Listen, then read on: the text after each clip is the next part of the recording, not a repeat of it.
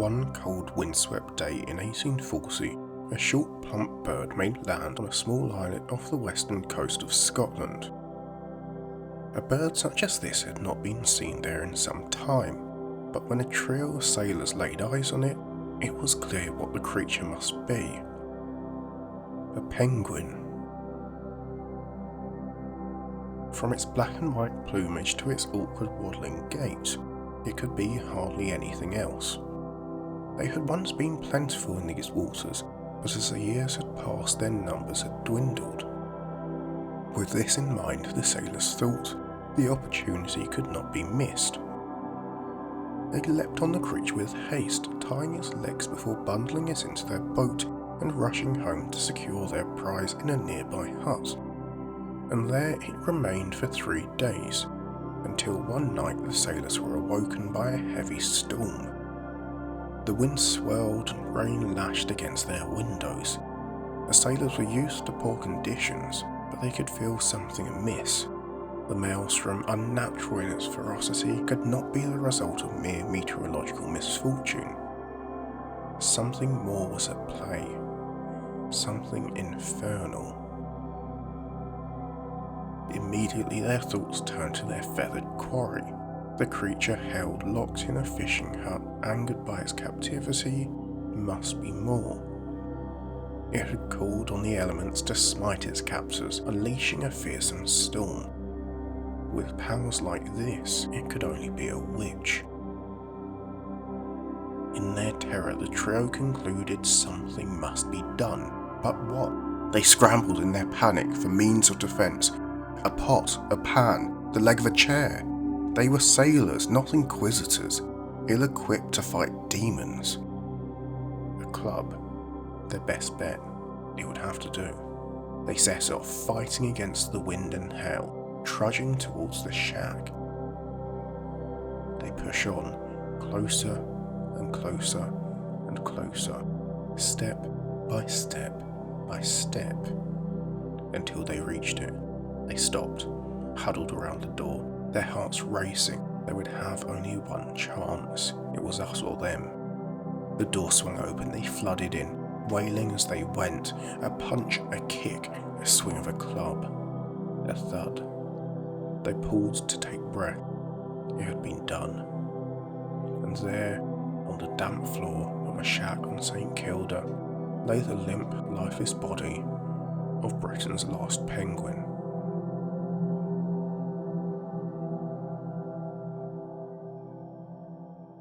It would be only a few years before these first penguins were gone for good.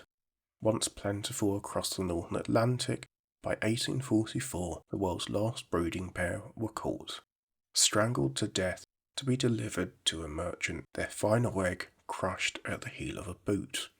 A bird driven to extinction by fear, but mostly greed. The word penguin, of course, is now far more associated with a different group of birds altogether. Those tuxedoed avians of the southern hemisphere, however, cannot lay claim to the name exclusively, as it is a name they only received second-hand. The origin of the word, although sometimes contested, is thought to lie in the hills and valleys of Wales, far from the Antarctic waters of emperors and kings. The Welsh pen gwyn, meaning whitehead, was first exclusively used to describe a bird of more northern origin, today often referred to as Great Auk. It was only in 1577 when sailors travelling from Britain and passing the tip of Chile on Sir Francis Drake's Golden Hind spotted a bird reminiscent of those black and white divers of home. So familiar in form, they were given the same name, and so the now universally familiar waddlers of the south were christened penguins too. It is not difficult to see why such a decision was made. The similarities are striking. Both are flightless. Both have black and white plumage, they even share dense and heavy bones. However, whilst the two may seem similar, the penguins of the south and those of the north are only distantly related. Great Auks, in fact, are far more closely related to gulls and flamingos than they are to rockhoppers and gentoos. Many of the similarities can be put down to convergent evolution. With convergent evolution, similar traits are selected for in distantly related groups as a result of similar selective pressures. In both cases, the birds have adapted to an aquatic lifestyle, diving for fish and using their wings to propel them through the water. For swimming, short and rigid wings provide good paddles, dense bones aid in diving, and even their white bellies and black backs provide a form of camouflage when underwater known as countershading. From below, their bellies blend in against a lighter sky, and from above, their backs merge with the deep beneath. For birds adapted to such similar conditions, it is therefore not too surprising to find them so similar. Given the similarities, the question remains why the penguins of the south endure whilst those of the north were resigned to an untimely end at the sole of a sailor's boot. Sad the fate of the Great Auk may be, it is a story through which lessons can be learned. Initially, Great Auks were prized by sailors and fishermen, their meat used as bait and fat rendered to make oil. Next, their feathers were prized to make pillows, often plucked from the bird even before death. The final blow came with their dwindling numbers and a simple case of supply and demand. Museums and fanciers, concerned by their falling numbers, scrambled for specimens to add to their collections. Eggers and hunters rushed to their remaining refuges, collecting as many as they could, consigning the bird to an untimely extinction. The accessibility of the auks to those that crave them likely sets them apart from their distant relatives to the south. Whereas no great auks remain, it is thought that only one species of penguin has gone extinct in recent times. The Antarctic proves an icy fortress.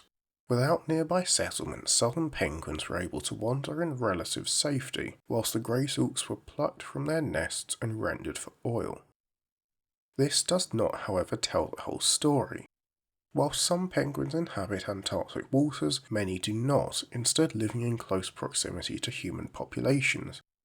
From New Zealand and Australia to Chile and South Africa, penguins have lived with people for millennia, and it is important to be said that so did the great auks. In both cases, humans have exploited the birds, hunting them for their meat and feathers, and yet only those of the southern hemisphere remain. The extinction of great auks came not just from their exploitation, but from its scale. As demand for great auks increased, their numbers began to fall, and whilst this was noticed as early as the 16th century, little was done to protect them. The slaughter continued without much notice. For an individual, the risk seems small.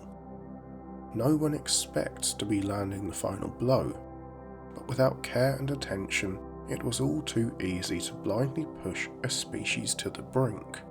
For thousands of years we existed side by side with our first penguins, the great auks, and all was well, until it was not. We may not have meant to drive our first penguins out of existence, but without thought, we did.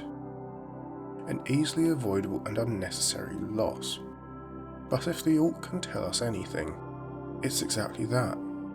The loss of these creatures is unnecessary, and, importantly, it is avoidable. The sea otter is a testament to just that.